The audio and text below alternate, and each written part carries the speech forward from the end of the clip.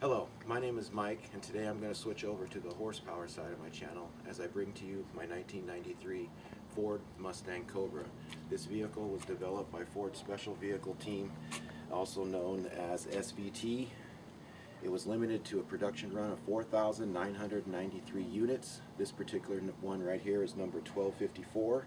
There was also 107 COBRA R models produced, but they were race-only, not street registrable cars. So those ones you can only buy if you wanted to race them or collect them. Today, the purpose of this video is I want to point out the differences between Mustang COBRA of the day, 1993, versus other models. So I'm going to go ahead and start with the exterior of the car and the rear and point out some of the differences in the body and stuff. So let's go ahead and come to the rear of the car. Obviously you can tell right off the bat, if you're familiar with 93 Mustangs, we have a different spoiler.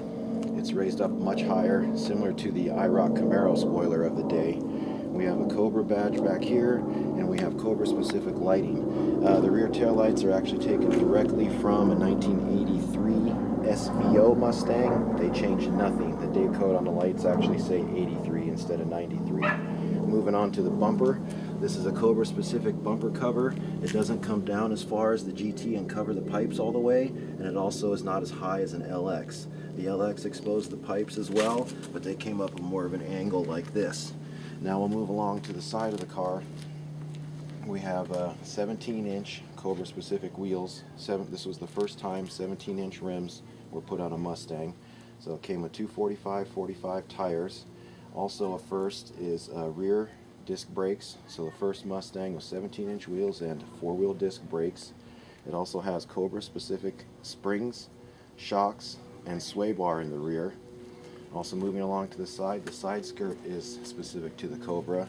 The GT had a side skirt that matched its lower hanging bumper. LX didn't really have much of a side skirt, so this is specific to this model. Moving on to the interior, there's really nothing different about a COBRA. There is no COBRA spec for the interior. The only thing I'm aware of is there's a few deletes. COBRA models, you could not get cruise control because it filled in these spots here, and the car wasn't really, it was hard to race with those spots filled in. And a little side thing that I found out is it also has no low fuel warning light versus other Mustangs that I've been in. Don't know why. We'll get back to that a little later. I think it might have to do with what's in the tank. Also, side note with this car, if you notice, it's all black on black with black cloth. I have car seat covers on, so you can't really see that, but that's rare. As far as I know, most COBRAs came with gray leather seats and a black and gray two-tone dash. So the number I've been told on this is it's limited to about 328 cars that have this interior. So let's go ahead and move on to the front of the car. We of course have the COBRA emblems on the side instead of the 5.0. We have the wheels again. Up front we have the same COBRA spec springs, shocks, sway bar, and also the brake rotors are a bit different. They're offset to accommodate the 8.5-inch wheels. Moving on to the front of the car, the only difference in the front cosmetically, normally this opening here is solid, closed off with a blue Ford oval. The COBRA model is open with a pony. One other thing I forgot to mention while I was along the side of the car is the transmission. It's a world-class T5Z, which basically the difference is it has phosphorus-coated gears for added torque handling, and it also has COBRA specific gear ratio. Now on to the best part. This is the COBRA 5.0 liter motor. Other than this intake, it pretty much looks just like a standard 5-liter motor on the outside, but it really isn't. There's so much more different. I'm going to go ahead and follow the airflow into the motor and go and point along the way the things that are different. Before I get started, I want to point out a couple things that are mods that I have made. This sway bar is an addition to stiffen up the front, and also this CNL metal intake tube is different. It's normally a rubber corrugated tube, but I replaced it with this smooth metal one. So those are aftermarket add-ons. Other than that, everything here is as it came. So we'll start here with the mass airflow sensor. This is larger on the COBRA model. flowing into the larger throttle body, which of course feeds the GT40 heads. These are based on the Ford GT40 race version, so this is a cast iron version, but it has the same runners. The lower intake is exactly the same as the race version. Those intakes feed GT40 cast iron heads. Those heads also contain 1.7 ratio aluminum roller rockers that were made by Crane Cams. Those control a Cobra specific cam that are being fed by larger 24 pound an hour fuel injectors. And all of that is being forced in and pushing lighter pistons. So this car with this setup, Ford says it produced 235 horsepower and 280 foot-pounds of torque. Now, in my opinion, and at the time it was a known fact, that was an extremely low estimate. Ford was concerned about reintroducing the Cobra name onto a car. They were concerned that that name with high horsepower would make it uninsurable.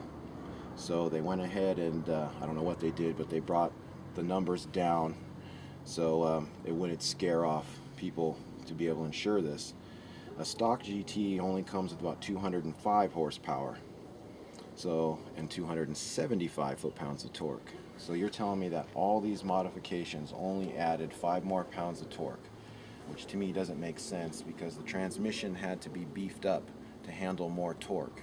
Well, you don't need to beef it up to handle 5 more foot-pounds. I mean, they made it handle another 40 foot-pounds of torque. And also at the time, Ford Motorsport, after this car came out, they produced the Ford Motorsport Performance Catalog, which had a package that contained almost all the parts that I spoke to you today that this car comes with as a kit to add to it. And they, in their catalog, stated that that kit added approximately 90 horsepower. So 205 plus 90 puts it at 295. And in my opinion, that's a more accurate representation of what this car actually produced. Performance numbers, Road and Track took it down the quarter mile. They said they got 14.5 second quarter at 98 miles an hour. And they say 0 to 60 was 5.6 seconds. I've never tested 0 to 60 time. Back in the day, I was only concerned with quarter mile.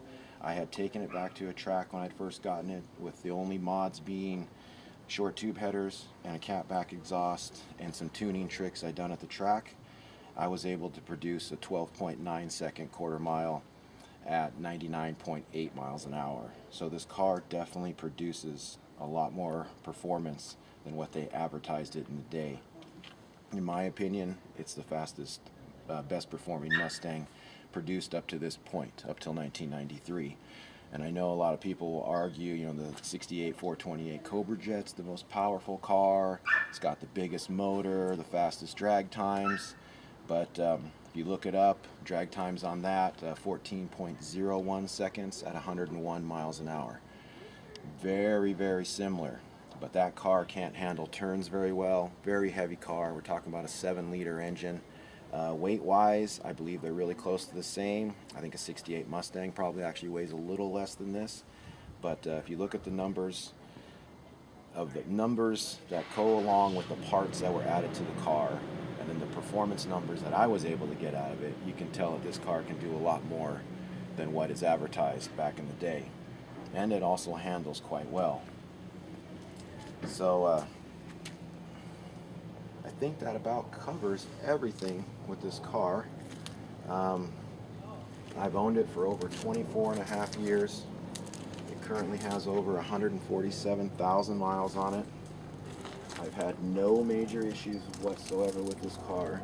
It's a fantastic car as a base for adding. I mean, you can put as much money as you want into these things and get as much horsepower as you possibly can dream of. I mean, I've seen these Mustangs with 2,000 horsepower. So the sky's the limit on this. All right, well, I hope this video was informative. I wanted to present to you a model of car you just don't see that much anymore. This is my baby. I've had it for, like I said, over 24 years. I plan on keeping it forever. To go along with that, the collectability on it has definitely picked up. I looked on the internet. I can't find one cheaper than $29,000 with a top price of $40,000. Little side note, every one of those I found, there's about a dozen of them, were red. So the car originally came in only 3 colors. We have the black, it's kind of a reddish orange, and a teal green. I don't know the numbers on which is rarer. They're pretty even from what I've seen. But this one is a keeper. I plan on keeping it and making some upgrades to it in the future. I plan on bringing some more videos to you guys about this car. I hope you enjoyed this video today. I want to say thank you again to all my subscribers. Thank you for watching my video, and stay tuned. I plan on doing my next video on my 2010 Porsche Panamera S. Alright, well, thank you for watching. Stay tuned.